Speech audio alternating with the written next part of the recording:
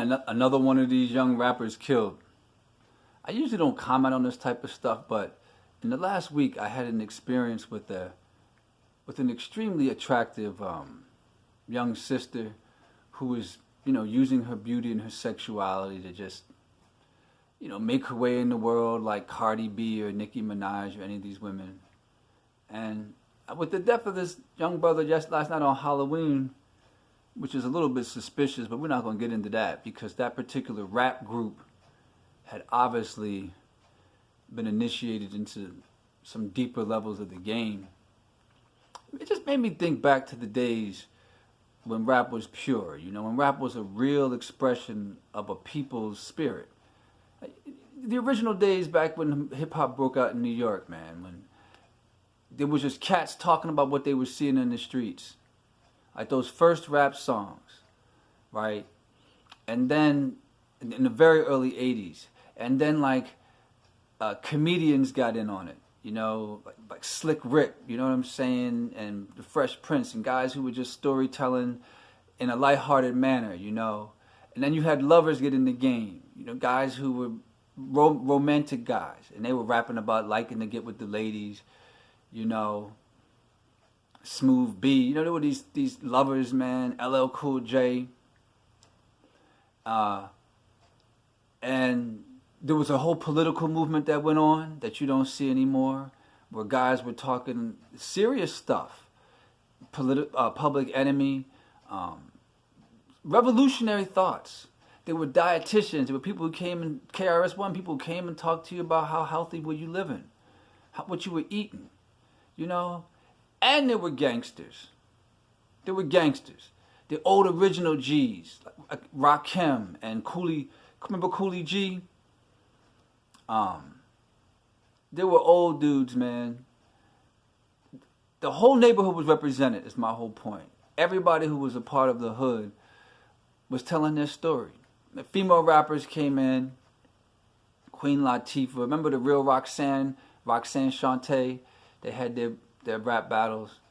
But all you fucking hear, ever since the days of Rockefeller and Bad Boy back in the early to mid 90s, it's just totally dominated by the gangster element. Completely.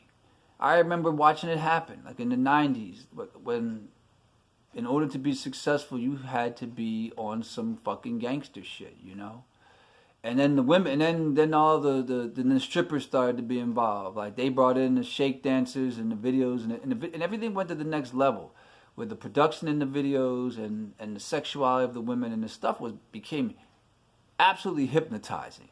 And that's when hip hop guys gained real financial power and clout. But my whole point is that for the past 30 years, it has been like an economic movement that's been about really ruthless people getting incredibly rich, and a whole multiple generations of young black men and women just being criminalized, man, being made social outcasts, and it's just tragic, you know what I'm saying, to watch generation after generation these young men choose these gangster lifestyles, man, where you're fucking killing each other. You have no respect for anybody. You're selfish and all hell.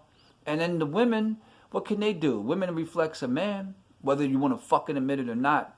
Women reflect, the moon reflects the light of the sun. That's the nature of it. It reflects the sun's light. When you see a full moon, that's the light of the sun reflecting off the surface of the moon. The moon is the reflection of the sun. Woman reflects man, and when a man loses his way, woman gonna lose her way. So now women are fucking whores and sluts. This shit is disgusting. And when does it end?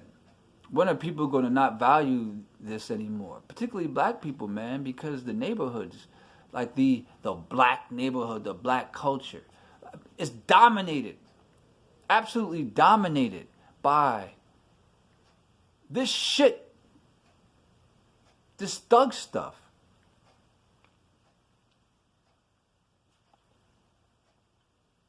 There it is.